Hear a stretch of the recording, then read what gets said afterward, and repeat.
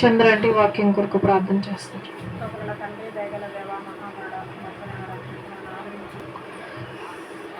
మన ప్రభువును ప్రియరక్షకుడైనటువంటి యేసుక్రీస్తు వారి పరిశుద్ధ నామములో కూడి వచ్చిన ప్రతి ఒక్కరికి వందనములు. దేవుడు అనుగ్రహించినటువంటి గొప్ప మహాకృపను బట్టి మనందరం ఏకంగా కూడుకొని ఉన్నాం. మరి పోయిన ఆదివారంది మనం ఇప్పుడు కంటిన్యూ చేసుకుందాం.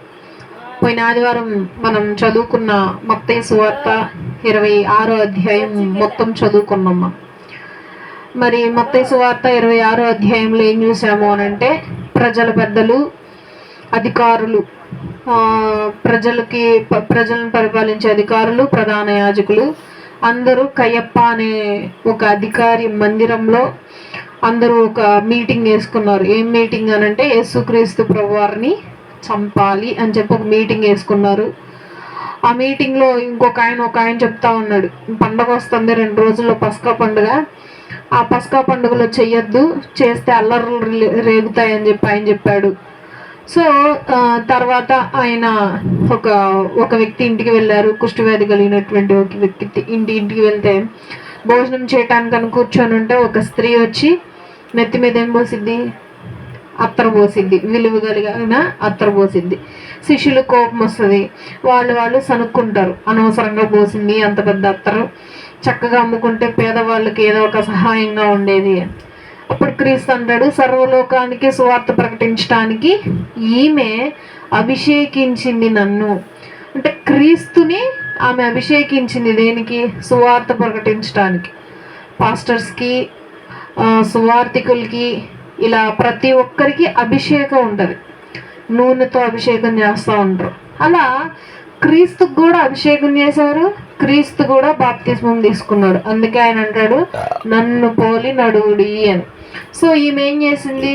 నన్ను అభిషేకించింది సువార్త ప్రకటించడానికి. ఈమెనేమనద్దు.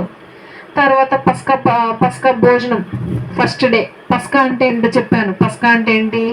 ఐగుప్తు దేశంలో వాళ్ళు బానిసలుగా ఉన్నప్పుడు వారిని విడిపించిన రోజుని పస్కా పండుగగా జరుపుకుంటారు.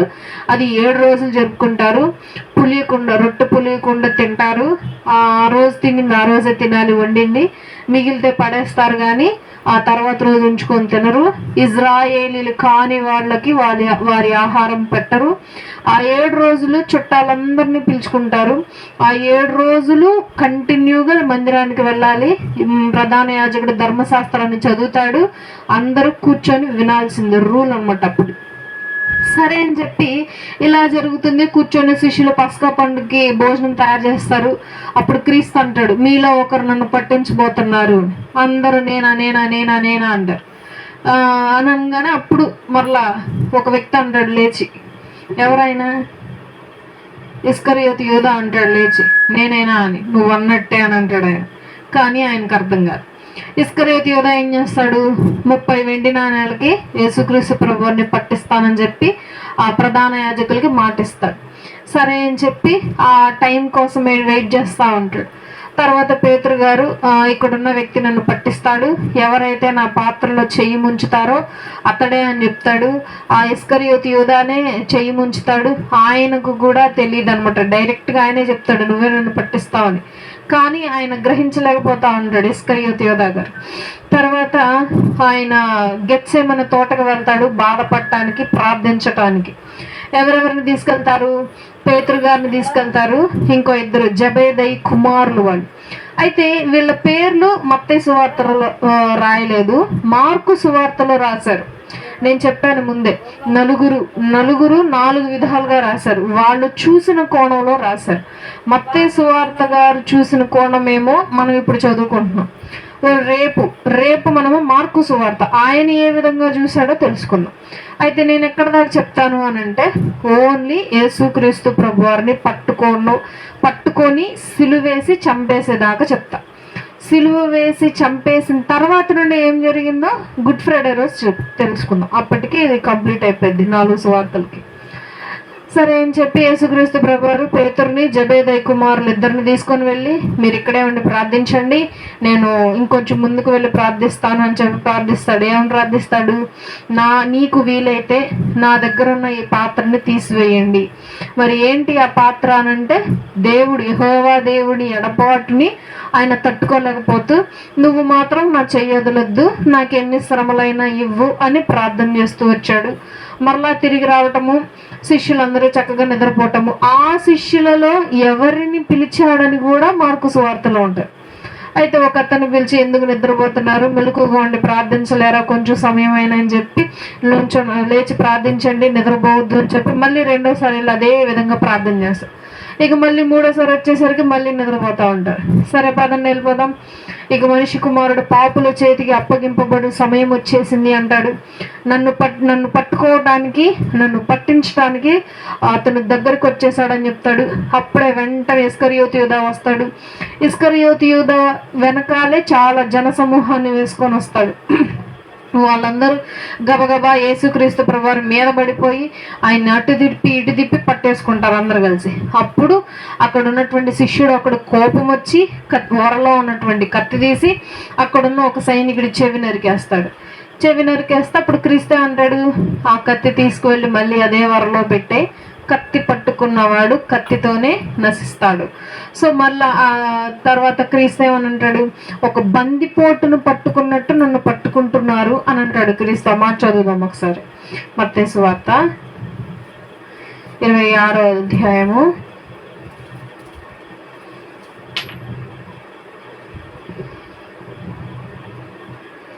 26వ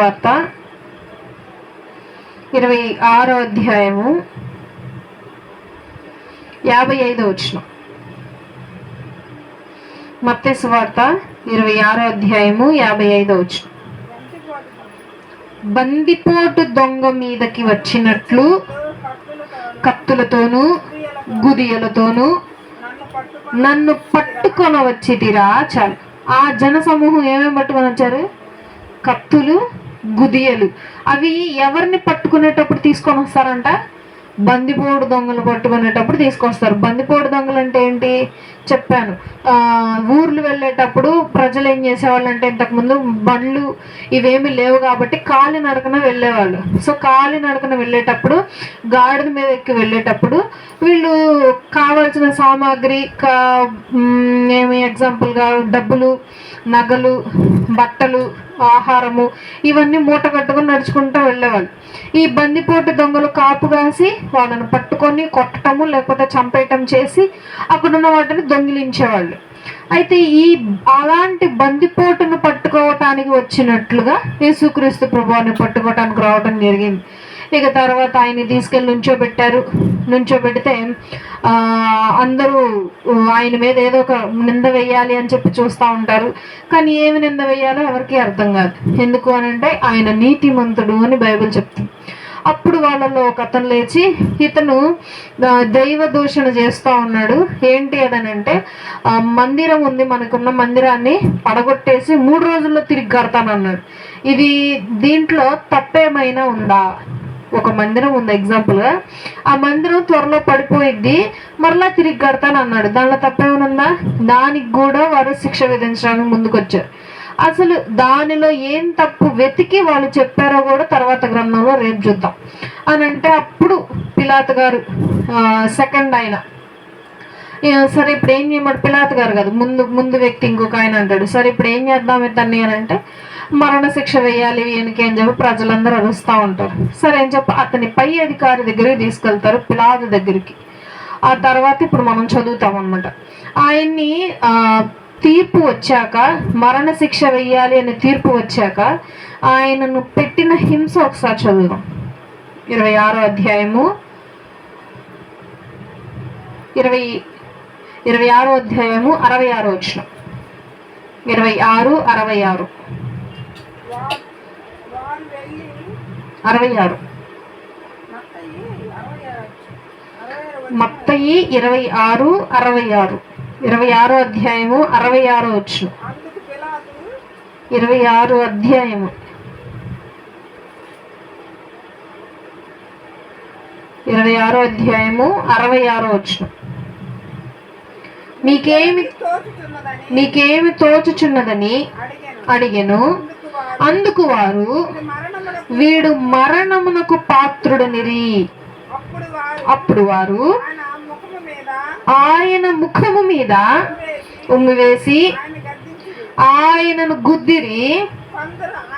కొందరు ఆయనను అరచేతులతో కొట్టి, క్రీస్తు, నిన్ను కొట్టిన వాడెవడో ప్రవచింపుమని అనిరి. చాలు. క్రీస్తుని హింసించిన విధానం ఏంటి? ఫస్ట్ ఆయన మీద ఉమ్మేశారు, తర్వాత ఆయన్ని గుద్దారు, తర్వాత అరచేతులతో ఆయన కొడుతూ నేను కొట్టింది ఎవరో ప్రవచించు అని చెప్పి గేలి చేస్తా ఉన్నారు. ఇదంతా దూరం నుండి పేతురు గారు గమనిస్తున్నారు. పేతురు గారు ముందు మాట ఇచ్చారు. ఏమని ఇచ్చారు? నీకేం కాకుండా నేను చూసుకుంటా, నీకెవరైనా హాని కలిగిస్తే ఫస్ట్ నేనే ఉండి నా ప్రాణాలు అడ్డేస్తా అని అంటాడు. అప్పుడు దేవుడు ఏమంటాడు? యేసయ్యా, అయ్యా, కోడి కూయక ముందే నువ్వు నన్ను 3 సార్లు నేనెవరో తెలియదు అని అంటావయ్యా అని అనేసాడు. లేదయ్యా, నేను అలా అనను, నా ప్రాణాలైనా ఇచ్చేస్తా కానీ నేను అలా నోటి నుండి అన్ను అంటాడు. అప్పుడు పేతురు గారు ఆ దూరం నుండి ఆ సంఘటన అంతా చూస్తూ ఉంటే ఒక చిన్నది చూస్తుంది. ఆ చిన్నది ఎవరో కూడా మార్కు సువార్తలో చూద్దాం. ఆమె చూసి, నువ్వు కూడా ఆయన దగ్గర ఉండేవాడివి కదా, ఆయన శిష్యుడు కదా అంటే, లేదు నేను ఆయన శిష్యుడిని కాదు అని అంటారు. అక్కడ ఒకసారి అబద్ధం చెప్తాడు. మళ్ళీ ఇంకో చోటకు వెళ్ళగానే వాళ్ళు గుర్తుపట్టి, లేదు నువ్వు అతనితో తిరగటం మేము చూసాము, నువ్వు నిజంగా అతని శిష్యుడవే అని అంటారు. లేదు నేను నిజం చెప్తున్నానని చెప్పి ఒట్టు పెట్టుకుంటాడు. ఇక నుండి నా మీద ఒట్టు, మా అమ్మ మీద ఒట్టు, మా చెల్లి మీద ఒట్టు, నాకు ఆయన ఎవరో తెలీదు అని చెప్పి స్టార్ట్ చేస్తాడు.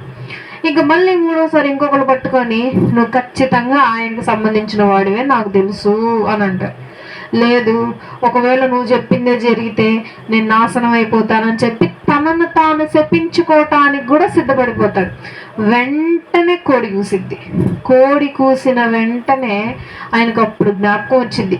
ఏమని జ్ఞాపకం వచ్చింది చూద్దామా? మత్తయి సువార్త 26వ అధ్యాయము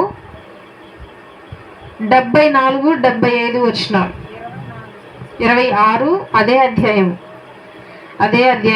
74, 75 వచనాలు.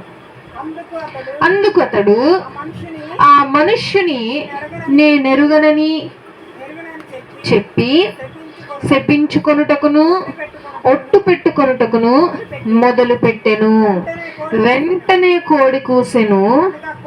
కనుక కోడి కూయక మునుపు నీవు నన్నెరుగనని ముమ్మారు చెప్పెదవని యేసు తనతో అనిన మాట పేతురు జ్ఞాపకము తెచ్చుకొని వెలుపలికి పోయి సంతాపపడి ఏడ్చెను.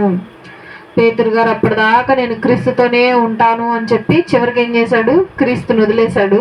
క్రీస్తుని వదిలేయటమే కాకుండా ఆయన ఎవరో తెలియదు అని చెప్పి 3 సార్లు అబద్ధం చెప్పగానే ఆయనకి పశ్చాత్తాపం వచ్చి వెంటనే పక్కన కూర్చొని ఏడుస్తున్నాడు ఆయన.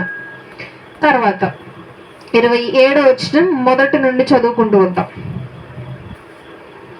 ఫస్ట్ వచనం చదువుతాను చూడండి. ఉదయం అయినప్పుడు ప్రధాన యాజకులను ప్రజల పెద్దలందరూ యేసుని చంపవలెనని ఆయనకు విరోధముగా ఆలోచన చేసెను. మరణ శిక్ష వేయాలని ముందు ఆలోచన చేశారు. ఇప్పుడు ఈ గవర్నమెంట్ ఎట్లా ఉంటుంది అని అంటే మనకు ఎట్లా ఉంటుందో అలాగే ఉంటుంది. కోర్టులు, తీర్పులు, జడ్జిలు. అయితే ఇక్కడ ఎట్లా ఉంటుంది అంటే అధికారికి వెళ్ళి చెప్పాలా ఇతను ఎట్లా చేశాడు. మరణ శిక్ష అంటే చాలా ఘోరమైంది. అంతటి మరణ శిక్ష పడాలి అని అంటే అంతటి సాక్ష్యం చెప్పాలన్నమాట. సో ప్రతి ఒక్కరికి మెట్టున వెళ్ళాలి. అయితే ఇంకో అధికారి తెల్లవారుజామున తీసుకెళ్ళిపోబోతున్నారు. ఆ అధికారి దగ్గరికి వెళ్ళి ఏమి సాక్ష్యం ఇవ్వాలి అని చెప్పి ఆలోచన చేస్తున్నారు అందరూ కలిసి. మళ్ళీ ప్రధాన యాజకులు, ప్రజల పెద్దలు. 2వ వచనం. ఆయనను బంధించి తీసుకుని పోయి అధిపతి అయిన పొంతి పిలాతుకు అప్పగించిరి. ఇప్పుడు 3వ వ్యక్తి దగ్గరికి వెళ్ళారు, పొంతి పిలాతు. అప్పుడు ఆయనను అప్పగించిన యూదా ఆయనకు శిక్ష విధింపబడగా చూచి పశ్చాత్తాపడి ఆ 30 వెండి నాణెములు ప్రధాన యాజకుల యొద్దకును పెద్దల యొద్దకును మరలా తెచ్చి నేను నిరపరాధ రక్తమును అప్పగించి పాపము చేసి తిని అని చెప్పాను. ఈ నిరపరాధ రక్తము అనేది కింద ఫుట్ నోట్లో ఏమనుంది? నీతిమంతుని రక్తము. ఎప్పటికి అర్థమైంది యోధా గారికి? ఇంకా కొన్ని గంటల్లో క్రీస్తుని సిలువేయబోతున్నారు అనగా అర్థమైందనమాట యోధా గారికి. ఈ వీళ్ళు నాతో బేరం కుదుర్చుకుంది ఎందుకు? ఈయన్ని చంపేయటానికి. మరి ఆయన ఏ ఉద్దేశంతో ఆయన అప్పగించుంటుంటాడు?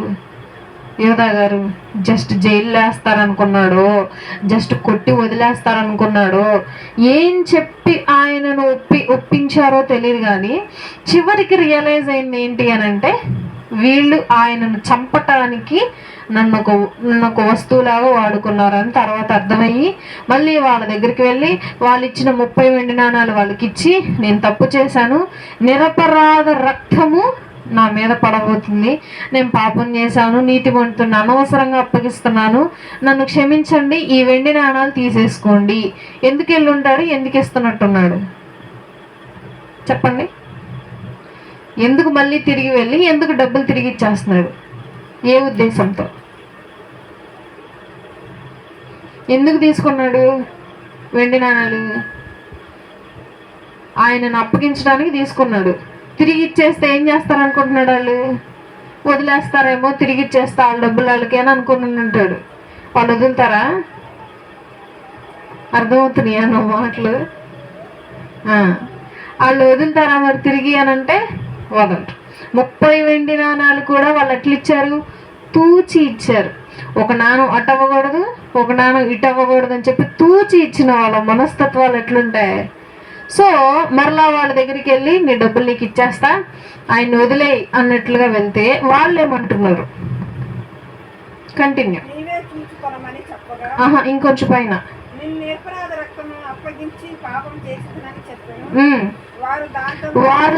వారు దానితో మాకేమి, నీవే చూచుకొనుమని చెప్పగా. మనుష్యుల మనస్తత్వాలు 90% ఇట్లాగే ఉంటారు మనుషులు. మాకేం పని, మాకు అవ్వాల్సిన పని అవుతుంది, మాకు జరగాల్సిన జరుగుతుంది, ఇంకా నీకు ఇచ్చిందే మాకు ఇంకా అనవసరం అని చేతులు ఎత్తేసరికి అందరు కలిసి అతడు ఆ వెండి నాణెములు దేవాలయంలో పారవేసి పోయి ఏం చేసుకున్నాడు? ఏం చేశాడు ఆయన? పోయి ఊరి పెట్టుకున్నాడు. ఆయన ఎంత బాధపడి ఉంటాడు? అయ్యో, ఆయన చుట్టే తిరిగాను నేను, ఆయనతో తిన్నాను నేను కలిసి, ఆయన నా పాదాలు కడిగాడు, ఆయన పాదాలు నేను కడిగాను, ఇంత చేసి అంత తెలివి తక్కువగా నేను ఏ ఉద్దేశంతో క్రీస్తుని అప్పగించేశాను అని చెప్పి బాధ తట్టుకోలేక ఏం చేశాడు? వెళ్ళిపోయి ఉరి పెట్టేసుకున్నాడు. ఉరి పెట్టేసుకుంటే ఇంకో సువార్తికుడు రాస్తాడు, ఉరి పెట్టుకుంటే ఆ తాడు తెగి నడుము విరిగి చచ్చిపోతాడు. ఉరి పెట్టుకోవడానికి చావడంట, ఉరి పెట్టుకున్న వెంటనే చచ్చిపోడంట.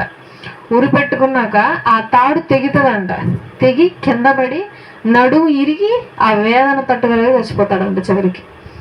తర్వాత ప్రధాన యాజకులు ఆ వెండి నాణములు తీసుకొని, ఇది రక్త క్రయధనము గనుక వీటిని కానుక పెట్టెలో వేయ తగదని చెప్పుకొనిరి. చాలు.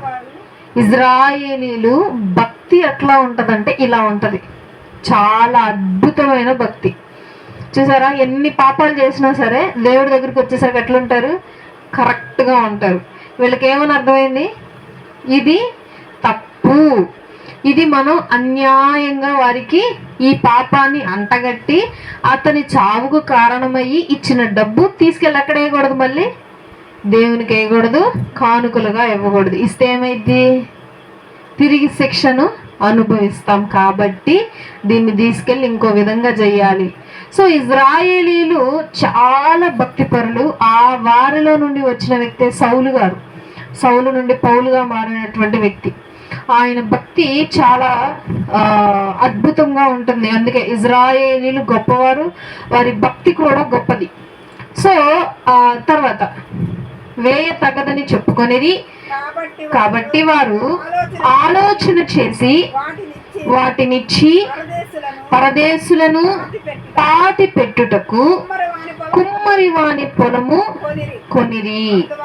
అందువలన నేటి వరకు ఆ పొలము రక్తపు పొలమనబడుచున్నది. ఎప్పటి వరకు? నేటి వరకు అనంటే ఇప్పటికీ ఈ క్షణము ఈ సెకండ్ కూడా ఆ పొలాన్ని ఏమంటున్నారంట? రక్తపు పొలము అని పిలుస్తున్నారు. తర్వాత అప్పుడు ఈ యొక్క ప్రవచనము నెరవేర్చబడింది అని చెప్పి వస్తుంది. ఏంటి ఆ ప్రవచనం? కొందరు విలువ కట్టిన వాని క్రయధనమైన 30 వెండి నాణములు తీసుకొని, ప్రభువు నాకు నియమించిన ప్రకారము వాటిని కుమ్మరి వాని పొలముకిచ్చిరి అని ప్రవక్త ఇర్మియా గారు చెప్పారు. ఈ ప్రవచనం ఆ సమయంలో నెరవేరబడింది. ప్రవచనాలను నెరవేర్చడానికి వచ్చింది కానీ కొట్టివేయుటకు నేను రాలేదు అని అంటాడు క్రీస్తు. ఎక్కడెక్కడ ప్రవచనం నెరవేర్చబడుతుందో ప్రూఫ్లతో సహా క్రీస్తు బైబిల్లో లిఖించటం జరిగింది. తర్వాత యేసు అధిపతుల ఎదుట నిలుచొని 11వ వచనం చదువుతున్నారు. అప్పుడు అధిపతి, యూదుల రాజువు నీవేనా అని ఆయనను అడుగుగా, యేసు అతనిని చూచి ఏమన్నాడు? నీవు అన్నట్టే అనెను. తర్వాత ప్రధాన యాజకులను పెద్దలను ఆయన మీద నేరము మోపినప్పుడు ఆయన ప్రత్యుత్తరము ఏమీ ఇవ్వలేదు. అందుకే భక్తులు ఒక గొప్ప పాటలు రాశారు ఈ యొక్క 26, 27 వచనాలు మొత్తంలో. నోరు తెరువలేదా ప్రేమ, బదులు పలుకలేదా ప్రేమ, నోరు తెరువలేదా ప్రేమ, బదులు పలుకలేదా ప్రేమ, ఇది ఎవరి కోసమా? ఈ జనుల కోసమే, ఈ జగతి కోసమే, ఈ జనుల కోసమే, ఈ జగతి కోసమే సిలువలో సాగింది యాత్ర, కరుణామయుని దయగల పాత్ర. సిలువలో సాగింది యాత్ర, కరుణామయుని దయగల పాత్ర. యేసుక్రీస్తు ప్రభువారు అలా నుంచొని మౌనంగా ఉండటానికి కారణం ఏంటంటే నీ కోసము నా కోసం. యేసుక్రీస్తు ప్రభువారిని పట్టుకోవటానికి ఒక బందిపోటు దొంగను పట్టుకునే విధంగా ఒక గొప్ప జన సమూహాన్ని వేసుకొని వస్తే క్రీస్తు ఏమంటాడు? నేను తండ్రికి మొరపెట్టడం నిమిషం పని, కానీ చేయను. ఒకవేళ నేను పెట్టాను అనుకో, 12 యోధులు, 12 గుంపులు కలిగిన యోధులు, యుద్ధ వీరులు, దేవదూతల సమూహం పై నుండి కిందకు వస్తుంది. ఆ 12 గుంపుల్లో గుంపుకి 6000 మంది ఉంటారు. మనుషులేపాటికప్పుడు గుంపుకు 6000, 6 × 12 72,000 యోధుల దేవదూతలు కిందకి దిగుతాయి. నేను అప్పటికప్పుడు మొరపెడితే, కానీ చెయ్యను. ఎందుకు? తండ్రి నాకు అప్పగించిన పని నెరవేర్చబడాలి అని. సో క్రీస్తు కూడా అక్కడ మౌనంగా ఉండటానికి కారణము నీ కొరకు నా కొరకు. తర్వాత కాబట్టి పిలాతు కంటిన్యూ 13వ వచనం.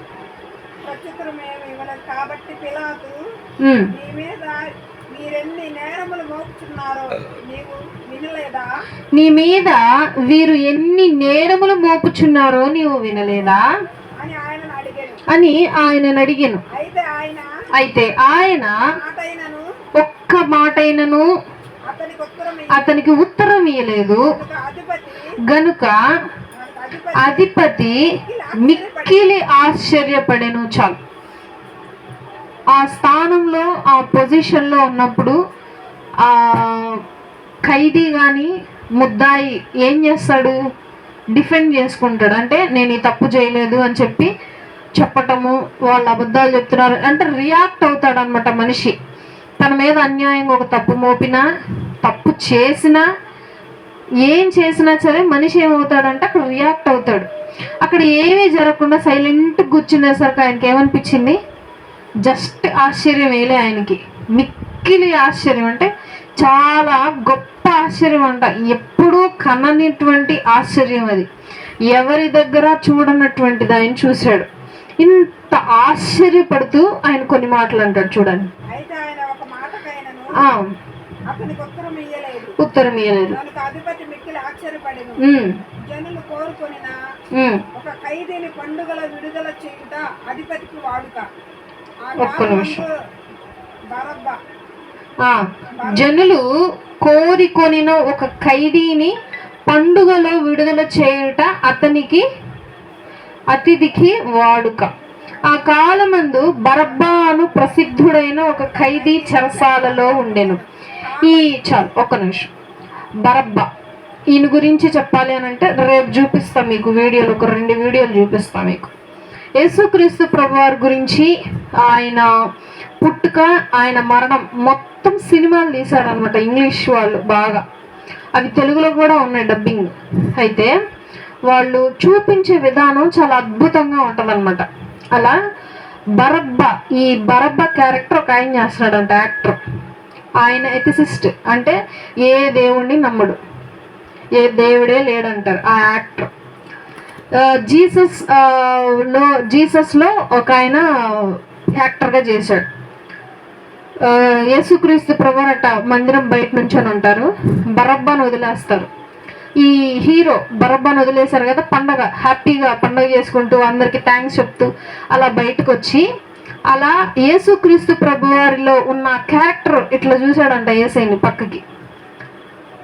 ఆ ఎక్స్ప్రెషన్స్ రియల్ ఎక్స్ప్రెషన్స్ అంట ఆయనవి. రేపు చూపిస్తాం మీకు ఆ వీడియోలో. రియల్గా కళ్ళు, ఆ ముఖ కవలికలన్నీ రియల్గా వచ్చినవి, నటించినవి కాదంట. దాని తర్వాత ఆయన వెంటనే క్రైస్తవ మతంలోనికి మారిపోయాడు. ఆయనకు అప్పుడు అర్థమైందంట, ఈయన ఇంత లీనమైపోయి యాక్టింగ్ చేస్తేనే నాకు గుండె కదిలిపోయింది. అదే రియల్గా క్రీస్తు ఉండుంటే బరబ్బా మనసు ఏమైపోయి ఉండేదో అని అనుకున్నాడు ఆయన. తర్వాత బరబ్బా గొప్ప సువార్తికుడు అవుతాడు ఆయన, యేసుక్రీస్తు ప్రభువారి గురించి తెలుసుకున్న తర్వాత. సో ఇలా బరబ్బా హ్యాపీగా పండుగ చేసుకుంటూ వస్తున్నాడు. ఇంతకీ బరబ్బా ఏం చేశాడు? ఎదిరించిన వాళ్ళందరినీ చంపేసుకుంటూ వచ్చేవాడు బరబ్బా. అది రేపు చెప్తా ఏం చేసేవాడు బరబ్బా. దానికి దీనికి డిఫరెన్స్ చెప్తూ చదువుకుందాం రేపు. బరబ్బాని పండగకి వదిలేశారు. అయితే ఈ ఆచారం ఏంటి? పండగ పస్కా పండుగ రోజు, ఇంక కొన్ని రోజుల పండుగ వస్తుందనగా ఖైదీల్లో మంచిగా బిహేవ్ చేసే వాళ్ళను వదిలేస్తారనమాట. ఖైదీల్లో బాగా బిహేవ్ చేస్తూ మంచిగా మారిన వాళ్ళని పండగకి వదులుతారనమాట. సో ఈ విధంగా ఈ పండగకి ఎవరిని వదులుదాము అని అంటే, చాలా ప్రసిద్ధి కలిగిన వాడు ఈ బరబ్బా. అంటే అన్ని నేరాల్లో గొప్ప నేరగాడు, అంత మూర్ఖత్వంలో గొప్పవాడు, పాపం చేయటంలో కూడా గొప్పవాడు, ఆ ఊరు మొత్తంలో చాలా గొప్ప పేరు కలిగినటువంటి హంతకుడు, బందిపోటు దొంగ, అన్ని. అతనిని ఏం చేయాలన్నారు అందరూ? నాకు ఈ యొక్క బరబ్బాను వదిలేయండి, మాకు మాత్రం ఈ యొక్క యేసుక్రీస్తు ప్రభువాన్ని చంపేయండి అని చెప్పి కూర్చున్నారు అందరూ. తర్వాత ఆయన్ని వదిలేశాక తర్వాత చెరసాలలో ఉండెను. 17. కాబట్టి జనులు కూడి వచ్చినప్పుడు పిలాతు, నేనెవరిని విడుదల చేయవలనని మీరు కోరుచున్నారు? బరబ్బానా లేక క్రీస్తనబడిన యేసునా అని వారిని అడిగాను. ఏలయనగా వారు అసూయ చేత ఆయనను అప్పగించిరని అతడు ఎరిగి ఉండెను. క్రీస్తు మరణం ఎందుకు జరిగింది? అది మనిషికి ఏముండకూడదు, మెయిన్ అసూయ ఎంతటికి కారణమైంది? ఆయనను చంపేంత దూరం వెళ్ళిపోయింది వారికి ఉన్నటువంటి అసూయ. ఏముంది వారికి? యేసుక్రీస్తు ప్రభువుని చూసి అసూయపడేంత ఏమున్నాయి ఆయనలో క్వాలిటీస్? యేసుక్రీస్తు ప్రభువు ఎక్కడ అడుగు పెడితే అక్కడ జన సమూహము చీమలు వచ్చినట్టు వచ్చేసేవాళ్ళు. ఎక్కడ యేసుక్రీస్తు ప్రభువారి ఇంటికి వెళ్తే వెంటనే ఆ ఊరు ప్రజలందరూ పనులు కూడా ఆపేసుకొని ఆయన చూడటానికి వెళ్ళేవాళ్ళు. ఆయనకున్న గౌరవం, ఆయనకున్నటువంటి జ్ఞానము, ఆయనకున్నటువంటి శక్తులు, ఇవన్నీ చూసి పెద్దలు ప్రధాన యాజకులకు ఏమొచ్చింది అని అంటే అసూయ వచ్చింది. అయితే పాపములో మొదటి పాపం ఏంటి అని అంటేనే అసూయ. ఈ అసూయ పుట్టిందే ఎక్కడి నుండి? లూసిఫర్ మనసులో నుండి పుట్టింది. ఫస్ట్ లూసిఫర్ మనసులో అనిపిస్తుంది, అబ్బా ఆ సింహాసనంలో నేను కూర్చుంటే ఎంత బాగుండు, ఈ అందరు దేవదూతలకి కంట్రోల్ చేసే అధికారం ఇచ్చారు, అదే విధంగా ఆ సింహాసనం మీద కూడా ఒకసారి కూర్చుంటే ఎంత బాగుంటుంది, ఆ కుర్చీ బాగుంది, ఆ కుర్చీ ముందు కూర్చొని ఉంటే ఇక్కడ ఇచ్చే రెస్పెక్ట్ వేరుగా ఉంటుంది. అసూయ మొదలైంది. వెంటనే పాతాళానికి తొక్కబడ్డాడు. అలాగే అసూయ ఇప్పుడు ఎవరికి వచ్చింది? మనుషులకు, సొంత ప్రజలకు. ఆ అసూయతో క్రీస్తుని ఏం చేశారు? అప్పగించేశారు. తర్వాత చదువుదాం. అప్పుడు న్యాయపీఠం మీద కూర్చొని ఉన్నప్పుడు అతని భార్య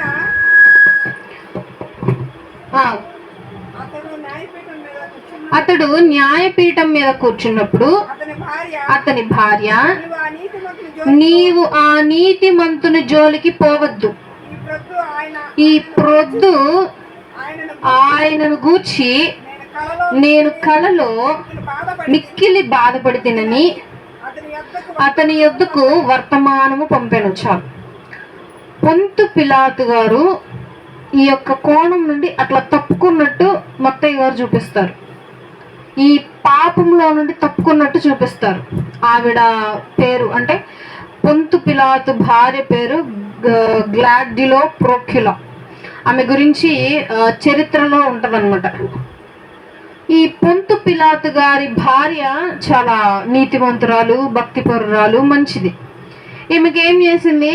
ఆ యేసుక్రీస్తు ప్రభువుని చెరసాలలో ఉంచిన టైంలో ఏమనిపించిందంట, ఈయన మంచివాడు, నీతిమంతుడు, ఈయన జోలికి వెళితే పాపం అంటుతుంది అని చెప్పి ఆయనకు ఒక కళ రూపంలో భావించి ఆమె ఏం చెప్తుంది? భర్తను హెచ్చరిస్తుంది వచ్చి, జాగ్రత్త, ఆ నీతిమంతుని జోలికి పోవద్దు, నాకు ఈ ప్రొద్దేమొచ్చింది? కలొచ్చింది లేదు, నాకు అనిపించింది లేదు, నాకు ఆ తలంపు వచ్చింది అని అంటే వెంటనే పిలాతు ఏం చేశాడు? తర్వాత 20 ప్రధాన యాజకులను పెద్దలను బరబ్బాను విడిపించుమని అడుగుటకును యేసును సంహరించుటకును జన సమూహములను ప్రేరేపించిరి. బయట నుండి వీళ్ళ పనులు జరుగుతున్నాయి. ఇప్పుడు ఒక రాజుతో మాట్లాడాలి అని అంటే పర్మిషన్ ఉండాలి. ఇప్పుడు రాజు ఎగ్జాంపుల్గా కోర్టులో ఉన్నాడు. ఇప్పుడు ఎగ్జాంపుల్గా ఇది కోర్టు. ఇప్పుడు రాజు ఇక్కడ కూర్చొని న్యాయస్థానంలో మాట్లాడుతూ ఉంటే రాణి డైరెక్ట్గా వచ్చి రాజుతో మాట్లాడటానికి వీల్లేదు. బయట ఉన్నటువంటి వాళ్ళకి చెప్పి భటులకి రాణిగారు ఒకసారి పిలుస్తున్నారని చెప్పి పర్మిషన్ తీసుకొని రాజుగారు పక్కకి వెళ్ళి ఆవిడ ఈ విధంగా చెప్తా ఉంటే వీళ్ళు పక్కన ఏం చేస్తున్నారు? పెద్దలు ప్రధాన యాజకులు ప్రేరేపిస్తున్నారు. ఇప్పుడు కానీ ఆయన అధికారి కానీ వస్తే ఇప్పుడు ఏం చేద్దామని అడుగుతారు. మీరేం చెప్పాలి అని అంటే సిలువ వేసేమని చెప్పండి. డైరెక్ట్ ఏ మరణం వేయాలి, ఎట్లాంటి మరణం వేయాలంటే సిలువ వేయండి అని చెప్పేసేయండి అని చెప్పి బయట వీళ్ళ పని వీళ్ళు కానిస్తున్నారు. తర్వాత అధిపతి ఈ ఇద్దరిలో నేనెవరిని విడుదల చేయవలనని మీరు కోరుచున్నారని వారిని అడుగగా వారు బరబ్బానే అనిరి. అందుకు పిలాతు అలాగైతే క్రీస్తనబడిన యేసుని ఏమి చేతుమని వారు అడగగా సిలువ వేయమని అందరూ చెప్పి అక్కడున్న ప్రతి ఒక్కరు ఒకే మాట. ఏంటమాట? సిలువ వేయాలి. అప్పుడు వెంటనే పిలాతు గారు ఏమంటున్నారు? అధిపతి ఎందుకు ఇతడు ఏ దుష్కార్యము చేసనని అడుగగా వారు సిలువ వేయమని మరి ఎక్కువగా కేకలు వేసిరి. తమ మాటలు వంతు తమ ఒక పాయింట్ గెలవాలి అని అంటే మనిషి ఏం చేస్తాడు? బిగ్గరగా కేక వేస్తాడు ఫస్ట్. అప్పుడు ఎదుటోడు ఏమవుతాడు? సైలెంట్ అవుతాడు. ఆపోజిట్ అదే స్టార్ట్ చేశారు అనమాట ఇక్కడ. ఏమని? ఫస్ట్ సిలువేయండి అని చెప్తే ఈయనేమని ప్రూఫ్ అడుగుతున్నాడు. ఇక్కడ ఏం జరగలేదు, ఆయన సిలువ వేసేంత పెద్ద శిక్ష, సిలువ వేసేంత పెద్ద పాపము వీళ్ళ ఏం కనిపించలేదు కదా, ఎందుకు వేయాలి అని ప్రశ్న అడిగితే ఎవరి దగ్గర సమాధానం లేదు. కాబట్టి వీళ్ళు ఏం చేశారు? వెంటనే సిలువ వేయాలి వేయాలి వేయాలని చెప్పి కేకలు వేయడం స్టార్ట్ చేశారు. ఈ అల్లరి ఇంకా ఎక్కువైపోతుందేమో అని చెప్పి వెంటనే పిలాతు ఏం చేశాడు? 24 పిలాతు అల్లరి ఎక్కువ కూర్చున్నదే గాని తన వలన ప్రయోజనమేమీ లేదని గ్రహించి నీళ్లు తీసుకొని జన సమూహము ఎదుట చేతులు కడుగుకొని ఈ నీతిమంతుని రక్తమును గూర్చి నేను నిరపరాధిని మీరే చూచుకొనుడని చెప్పాను. ఇక్కడ మనకి ఎట్లా కనిపించాడు పొద్దు పిలాతు? మంచోడుగా కనిపించాడా, చెడ్డవాడిగా కనిపించాడా? మంచోడికి కనిపించాడు. రేపు ఇంకో పొంతు పిలాతుని చూద్దాం, ఆయన ఎట్లా కనిపిస్తాడో చూద్దాం రేపు. ఈయనేమన్నాడు? భార్య మాట విని చేతులు కడిగేశాడు. నాకు సంబంధం లేదయ్యా, ఈయనలో అయితే నాకేం పాపం కనిపించలేదు, మీరే కేకలు వేస్తా ఉన్నారు, నాకు సంబంధం లేదు, మీరే చూసుకోండి అని అంటే వెంటనే ఎదుటి వాళ్ళు ఏమన్నారు చూడండి, ఆ ప్రజలందరూ ఈ నిరపరాధ రక్తం నా మీద పడకూడదని ఈయన చేతులు కడుక్కుంటే వెంటనే ఎదురున్న ప్రజలు ఏమంటున్నారు? అందుకు ప్రజలందరూ వాని రక్తము మా మీదను మా పిల్లల మీదను ఉండునుగాక నిరి. ఇప్పుడు అర్థమైంది నాకు ఈ పాయింట్ చదివాక. తండ్రి వీరేమి చేయుచున్నారో వీరు ఎరుగరు గనుక వీరిని క్షమించుడి అని చెప్పింది కారణం ఇందుకు ఈ నిరపరాధుని రక్తం మా మీద పడద్దు అని చెప్పి ఈయన చేతులు కడుక్కుంటే ఆ ఎదుటి వాళ్ళు ఏమంటున్నారు? ఆ రక్తం మా మీద మా పిల్లల మీద ఉంటుందలను కానీ అని అనేసారు వెంటనే. తర్వాత అప్పుడు అతడు వారు కోరినట్టు బరబ్బాను వారికి విడుదల చేసి యేసును కొరడాలతో కొట్టించి సిలువ వేయనప్పగించెను. ఇక్కడ కొరడాలు కొట్టించారు. ఎన్ని కొరడాలు? 40 కొరడాలు. వీటికి ఒక లెక్క ఉంటుంది అనమాట. ఇప్పుడు ఎగ్జాంపుల్గా దొంగతనం చేస్తూ దొరికిపోయారు, ఒక సర్టైన్ పార్ట్ ఉంటుంది అనమాట. ఓకే, దొంగతనం చేశాడా, 40 కొరడాలు కొట్టేసి వదిలేసాడు. రెండోసారి దొంగతనం చేసి దొరికాడా, సరే ఈసారి 2 వాయిలు అంటే 2 సార్లు అంటే 40 సార్లు కొట్టేసి వదిలేసి ఇట్లా విడిది ఉంటుంది అనమాట. అలాగే యేసుక్రీస్తు ప్రభువారికి సిలువ వేయటమే కాకుండా ఫస్ట్ ఏం చేయాలంటే దాని ముందు కొరడాలు కొట్టాలి. ఫస్ట్ ఆయన్ని 40 కొరడా దెబ్బలు ఎట్లా పడ్డాయి, ఆ 40 కొరడా దెబ్బలు పడ్డాక, ఒంటి మీద పడ్డాక, కొట్టాక ఆయన శరీరం ఎలా మారిందో కూడా రేపు చూపిస్తా వీడియోలో. ఒక సినిమా టైప్లో తీసినారనమాట దాన్ని. మీరు చూశాక చెప్పాలన్నమాట. అక్కడ కొరడా దెబ్బ పడ్డాక మీకు చర్మం కనిపించిందో లేదో వీడియో మొత్తం అయిపోయాక చెప్పాలి, రేపు చూపిస్తాం మొత్తం. 40 కొరడా దెబ్బలు కొట్టారు. తర్వాత అప్పుడు అధిపతి యొక్క సైనికులు యేసును అధికార మందిరంలోనికి తీసుకొని పోయి ఆయన యొద్ద సైనికులందరినీ సమకూర్చి వారు ఆయన వస్త్రములు తీసివేసి ఆయనకు ఎర్రని అంగీని తొడిగించి ముండ్ల కిరీటమును అల్లి ఆయన తలకు పెట్టి ఒక రెల్లు ఆయన కుడి చేతిలో ఉంచి ఆయన ఎదుట మోకాళ్ళుని యూదుల రాజా నీకు శుభమని ఆయనను అపహాసించి ఆయన మీద ఉమ్ము వేసి ఆ రెల్లును తీసుకొని దానితో ఆయన తల మీద కొట్టిరి. ఈ అవమానము చూసారా ఎట్లా, ఏ విధంగా రాశారు? పిన్ టు పిన్ జరిగినట్టుగా ఎక్కడ ఏం జరిగింది, ఎవరు ఏం కొట్టారు, ఏం చేశారు, ఫస్ట్ ఏం చేశారు, సెకండ్ ఏం చేశారు, లాస్ట్ ఏం చేశారు, పిన్ టు పిన్ భలే అద్భుతంగా రాశారు. గమనిస్తే మీరు, ఆయన కూర్చోబెట్టారు, ఉమ్మేశారు, ఆయనకు ఉన్నటువంటి బట్టలు తీసేశారు, ఇంకో బట్టలు తొడిగారు, చేతిలో రెల్లు పెట్టారు, ముళ్ళ కిరీటం, ముళ్ళు తీసుకొచ్చి మంచి కిరీటంలో అల్లి తలకు పెట్టారు, ఆ రెల్లు చేతిలో పెట్టారు. ఆయన నుంచోబెట్టి ఆయన ముందు రోమా సైనికులు మోకాళ్ళ దండేసి అయ్యా నీకు శుభము నీకు శుభము అని చెప్పి ఎక్కిరించారు. ఆయన చేతిలో ఉన్న రెల్లు తీసుకొని ఆయన తల మీద కొట్టారు. ఇట్లా ఈ విధంగా ఆయనను అపహాసించారు అని చాలా అద్భుతంగా రాశారు. ఎందుకు రాశారు? ఆయన చేసిన త్యాగము ప్రతి మానవాళి తెలుసుకోవాలి. తెలుసుకుంటే ఏమవుతుంది అనంటే, ఈ ప్రపంచంలో ప్రేమించేవారు ఎవరూ లేరని మానవుడు ఎప్పుడు అనుకుంటూ ఉంటాడు. అయితే దేవుడు అంటాడు, నిన్ను చేసినది నేను, నిన్ను సృష్టించినది నేను, కాబట్టి నిన్ను ప్రేమించేది కూడా నేనే అని రుజువు చూపించుకోవటానికి క్రీస్తు ఏం చేస్తున్నాడు? ఆయన పడ్డ ప్రతి బాధని ఈ యొక్క గ్రంథంలో లిఖించడం జరిగింది. ఇదంతా నేను ఇంకా వచనంలో నోట్ రూపంలో చెప్తాను, చూడండి. ఇంకా తర్వాత ఏం జరుగుతుంది? ఆయన తీసుకెళ్ళిపోయి సిలువ వేయటానికి తీసుకెళ్తా ఉంటే మధ్యలో ఒక వ్యక్తి వస్తాడు. ఆ వ్యక్తి చేత మోపిస్తారు, సీమోను అనేటువంటి వ్యక్తి చేత. ఆ వ్యక్తి చదువుదాం, ఆ వ్యక్తి గురించి. 32వ వచనం. వారు వెళ్ళుచుండగా కురేనీయుడైన సీమోనను ఒకడు కనబడగా ఆయన సిలువ మోయుటకు అతనిని బలవంతము చేసిరి. చాలు. యేసుక్రీస్తు ప్రభువారు కొడవలతో కొడుతూ తీసుకెళ్తూ మధ్యలో ఆయన పడిపోతే అప్పుడు దారి వెంట నడుచుకుంటూ వెళ్తున్నాడు ఒక వ్యక్తి.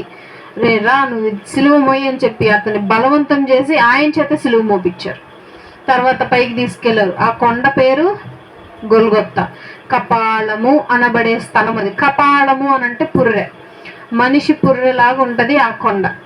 ఆ కొండ మీదకి తీసుకెళ్లారు, చక్కగా సిలువ వేశారు. ఆ సిలువ వేసిన కుడి పక్క ఎడం పక్క యేసుక్రీస్తు ప్రభువారికి 2 బందిపోటు దొంగలను కూడా సిలువ వేశారు.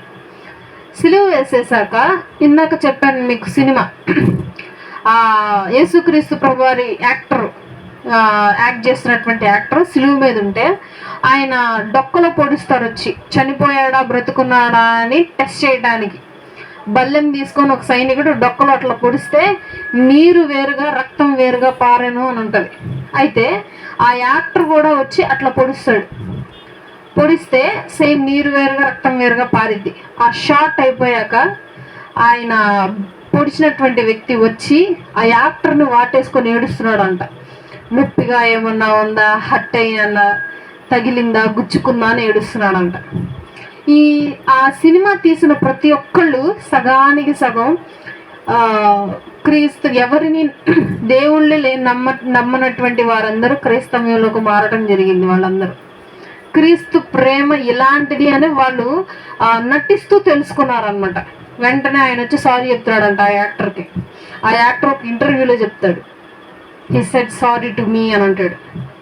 లేదు నాకేం నొప్పి కలగలేదు, ఆయన ఏడుస్తూ ఉంటాడు వీడియోలో. అలా యేసుక్రీస్తు ప్రభువారు సిలువ మీదకి ఎక్కుతారు. అందరూ చూసుకుంటూ వెళ్తూ తలలు ఊచుతూ మాట్లాడుకుంటారంట ఆయన చూసి. అబ్బా అంటారు చూసారా మనుషులు, అయ్యో ఎంత పని అయిపోయిందే, మొన్నటిదాకా బాగున్నవాడు ఇప్పుడు ఇలా అయిపోయాడని చెప్పి మనుషులు మాట్లాడుకునే విధంగా యేసుక్రీస్తు ప్రభువారిని చూస్తూ దారి వెంట వెళ్ళే వాళ్ళందరూ తలలు ఊచుతూ మాట్లాడుకుంటున్నారంట ఆయన గురించి. ఆ తర్వాత వచనంలో ఉంటది, యేసుక్రీస్తు ప్రభువారు ఏలీ ఏలీ లామా సబక్తా, నా దేవా నా చేయి ఎలా విడిచితివి అని చెప్పి ఆయన నోటికి చేదు చిరకను అందిస్తే దాన్ని పుచ్చుకొని సమాప్తము అని చెప్పి వెంటనే ఆయన ప్రాణాలు విడవటం జరుగుతుంది. ప్రాణాలు విడిచాక ఏం జరుగుతుందో మరలా మనము గుడ్ ఫ్రైడే రోజు నుండి చెప్పుకుందాం. ప్రాణాలు విడిచాక జరిగే సిచ్యువేషన్ ఏంటో రేపు జరిగేది మనం ఒకసారి తెలుసుకుందాము. అందరి తల నుంచి కళ్ళు మూసుకున్నట్లయితే ప్రార్థన చేసుకుందాం. రేపు మార్కు సువార్త చూద్దాం.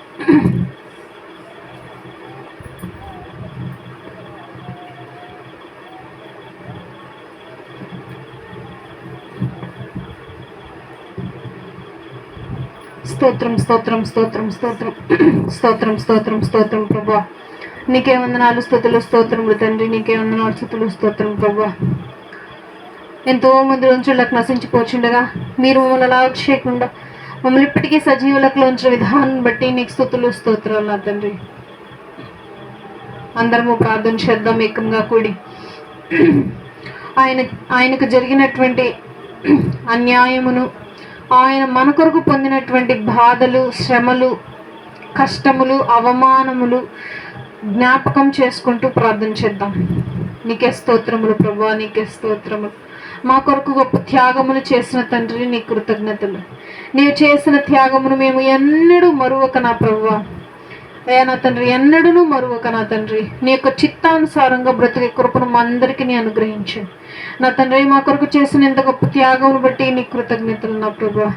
నీ యొక్క బైబిల్ జ్ఞానమును ధ్యానించి నీ యొక్క జ్ఞానమును మేమందరము గైకొని పుచ్చుకునే కృపను మా అందరికీ అనుగ్రహించావు. నీ కృతజ్ఞతలు నా ప్రభువా, నీకే స్తోత్రాలు, నీకే వందనాలు, నీకే స్తుతులు నా తండ్రి. స్తోత్రములు ప్రభువా.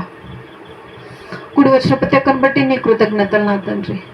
రేపు జరగబోయేటువంటి ఆదివారపు ఆరాధనలో మీరు తోడుగా ఉండండి. సండే స్కూల్ కార్యక్రమాల్లో తోడుగా ఉండి సహాయం చేయండి నా తండ్రి. నన్ను ముట్టండి, స్వస్థపరచండి. ఇక్కడ ఉన్న ప్రతి ఒక్కరిని ముట్టండి, ఆశీర్వదించండి. కావాల్సిన ప్రతి ఒక్క అవసరత అనుగ్రహించండి. అనారోగ్యంతో ఉన్న వారిని జ్ఞాపకం చేసుకోండి, ఆరోగ్యమును అనుగ్రహించండి. లోటులు, లేములు, కలిమిలో ఉన్న వారిని మీరు జ్ఞాపకం చేసుకోండి. వారికి కావాల్సిన ప్రతిదీ మీరు అనుగ్రహించండి. అయ్యా నా తండ్రి, నీకే స్తోత్రములు.